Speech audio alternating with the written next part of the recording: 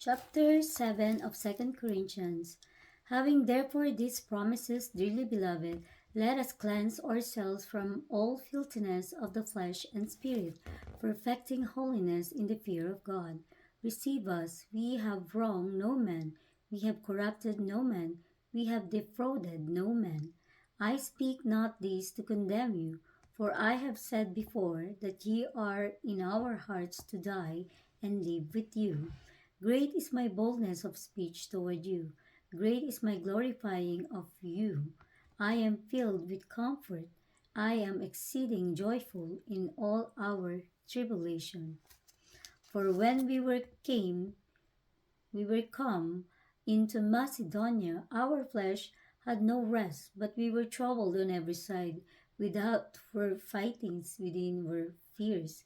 Nevertheless, God, that comforted those that are cast down, comforted us by the coming of Titus, and not by his coming only, but by the consolation therewith. He was comforted in you, when he told us your earnest desire, your mourning, your fervent mind toward me, so that I rejoice the more. For though I made you sorry with a letter, I do not repent, though I did repent, for I perceive that the same epistle hath made you sorry through it, were but for a season. Now I rejoice not that ye were made sorry, but that ye sorrowed to repentance.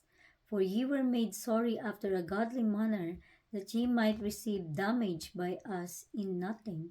For godly sorrow worketh repentance to salvation, not to be repented of, but the sorrow of the world worketh death. For behold, this selfsame thing, that ye sorrowed after a godly sort, what carefulness is wrought in you, yea, what clearing of yourself, yea, what indignation, yea, what fear, yea, what vehement desire, yea, what zeal, yea, what revenge. In all things ye have approved yourselves to be clear in this matter. Wherefore, though I wrote unto you, I did it not for his cause that had done the wrong, nor for his cause that suffered wrong, but that our care for you in the sight of God might appear unto you.